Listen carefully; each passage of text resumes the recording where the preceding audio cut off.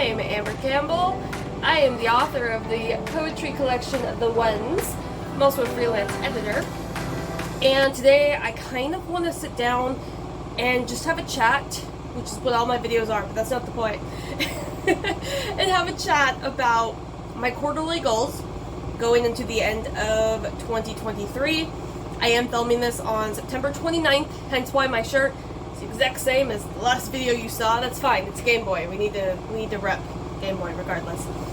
And I really wanted to kind of highlight what I'm doing to put more of a business effort into my writing and editing, and just see how it might help you guys, how it might compare to what you guys are doing with your own writing styles.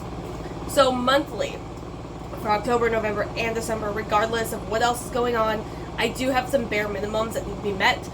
First and foremost, there should be a YouTube video, a long form video, every single week. So I wrote down 4 YouTube videos a month.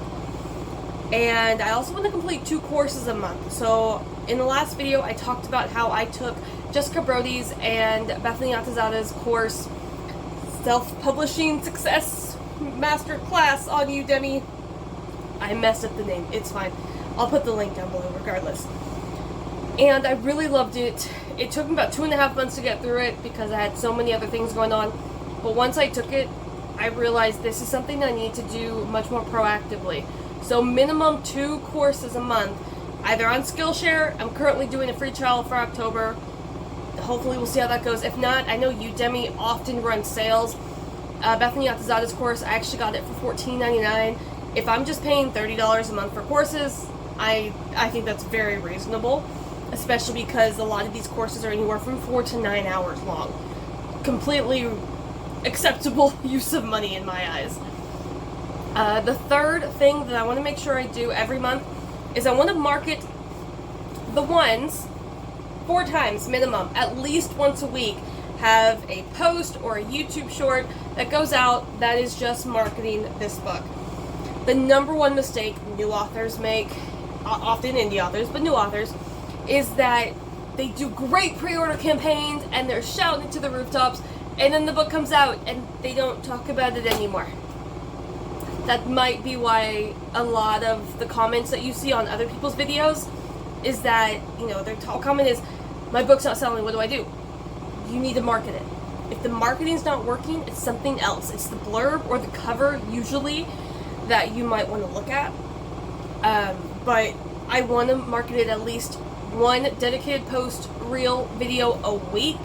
That way I'm consistently talking about it, and it won't feel so jarring when I start promoting my next poetry collection, which I intend to start promoting it consistently in December. I want to launch the title and the cover hopefully in November. But yes, that's my other one. Lastly, just be writing or outlining for upcoming releases, no matter what. If I have something that's with beta readers, I am going to work on the next project. I want to make sure that I'm consistently writing and putting forth that effort to ensure that I'm always ready to go on whatever project I'm going to be working on. So now that we've got the overall monthly, quarterly objectives there, I want to go into what I'm doing for each month into the next 3 months. Starting with October, of course it's good Preptober.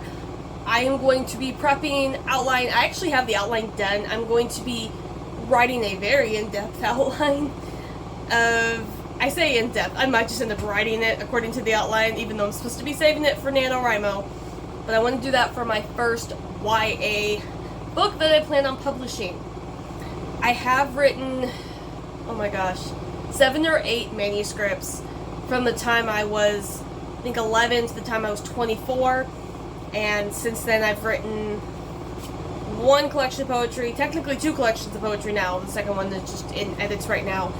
And I don't think I've written anything manuscript length since then. It's always been short stories and poetry.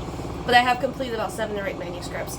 So this will be not my first manuscript, but the first one in 7-8 years that I actually intend on publishing like I did the first ones. And then in addition to that, I want to finalize the Amazon KDP paperback formatting for my second poetry collection, because that's what I use as my base to make sure it's going to look good on Ingram Spark. I'm also really excited because I want to explore BookVault. Dale from Self-Publishing with Dale has been talking about it. He put a video up, I guess when this one goes up, maybe like 2-3 weeks back. If I remember, I will link it below. But it looks great. It looks like it's going to be a royalty rate that's comparable to Amazon KDP here in the US. BookVault's based in the UK, so I really want to look into that. But before that, we need to go on KDP, do all the proofing, make sure everything looks great before we put it on somewhere else, especially something that's in the UK where I'm not going to order more than one proof author copy. From October, we're going into November. I am going to write the first draft of my young adult manuscript. I'm not even saying the genre yet because I don't want to put too much out there, so we're working on that. And then I also want to finalize the pre-order for my Poetry No. 2 collection. So, as I mentioned a little bit earlier, we're definitely doing BookVault. We're doing KDP. BookVault is paperback. KDP is both ebook and paperback. Ingram Spark for paperback wide distribution, and Draft to Digital for ebook wide distribution. I so far have sold more copies of my book paperback instead of ebook, and I have sold something like 80% of them have come from Ingram Spark sales. And now that I've adjusted the pricing to be a bit more competitive with other poetry collections that are out in the market, as well as lowered my the wholesale discount rate, there we go, from 55% down to 40%. I am now making comparable royalties on Ingram Spark as I am on Amazon. So I have no issue with Ingram Spark. I am minimizing the pre-order timeline. So for the ones, it was the end of June to the end of September, so 3 months. I am now changing that to 2 months because I am avoiding the change charge on Ingram if you need to change the cover or the interior files for any reason. I did actually receive a coupon, but I think that's only good till like October 31st. Thank you for that, Ingram Spark, though. Very nice of you to send me a coupon for that. But I'm not even going to touch Ingram Spark until we're pretty much halfway through November, because I want to make sure it's perfected on pretty much every other site before I even go there. And no, that's it for November. Going into December, this is going to be slowed down tremendously. It's December. I'm not getting much done. I anticipate May is going to be the same way because it's my birthday month. So in December, we are announcing the pre-order for Poetry No. 2, and we're going to just start drafting Poetry No. 3. I've kind of been assembling pieces here and there that I've written in the past. This is going to be a much darker poetry collection. My mother's already said how mean the ones is. The second poetry collection is just as mean, just as petty. But this third collection is going to be very dark emotionally, and it's just a whole different beast. I don't even anticipate it being as short as this one is.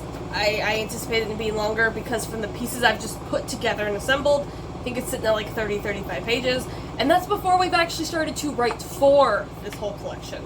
So it's going to be a little bit longer. I'm hoping to get it around 200 pages. I would love to have a 200-page poetry collection just to compete with, you know, people like Courtney Peppernell and Rupi Kaur, but we will see where it goes. I know thin poetry is still top dog no matter where you look, especially when you look at the Insta poetry, and which is what Rupi Kaur is known for, where it's just shorter pieces. So it makes sense to be 200 pages, because if you actually condensed it, it'd probably be around like 100 or 80 pages. But that will be it for December. Really short, easy month.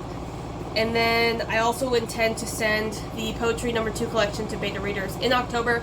My goal was October 1st, but I am currently, the dog's at the door, I'm currently in the middle of working on this. The edits are done on the paper edits. They've been marked up. There's pen marks and highlighters everywhere. I just need to type it into the laptop, which is the part I don't like. But other than that, get that sent out to them. I'm hoping they can have it back to me by Halloween or sooner. It's a poetry collection. It's 10,000 words. I don't anticipate them needing more than an hour or two to read through it and make their comments. one of them in particular, this is the only one the guy I haven't reached out to. If he goes ahead and agrees to do it, then he might spend a little bit more time on it, because he's much more editorial than my beta readers. The other ones I have, they're more writerly readers. He's straight up editorial writer, and even more so editorial than I am. And I am a copy editor. He's much more developmental editing. So see what they think, make sure the theme is there. This one I think was more of a similar ideas, whereas the second poetry collection follows a theme and a storyline, which I'm really excited for. And yeah, no, that's it. Those are my quarterly goals. So complete at least 2 courses a month, write or outline upcoming releases every single month, even if something's with beta readers, and then film 4 YouTube videos a month and promote this book 4 times minimum each month. That way, when I go into the poetry collection too, I can basically market both of them. That's kind of how I hope to do it. But yeah, that's it. Thank you for coming with me on this little meeting. Currently, my attendees were myself and Lola, who has left the door. I don't know where she went. But she was here, okay? She was. But thank you guys so much for joining me. Let me know in the comments if you have quarterly goals, if you do this for your writing. I think it's definitely more important to do it when you start publishing, because then you've got to follow a timeline, especially when you do pre-orders. But just let me know what your plans are. If you just have just generic writing plans of I want to write this year or write this in the next few months. What are your NaNoWriMo plans? Things like that. As always, thank you for watching. If you liked this, please hit like, share, subscribe, all the clicky button things. And I will see you guys next Friday for another publishing and writing update. Bye.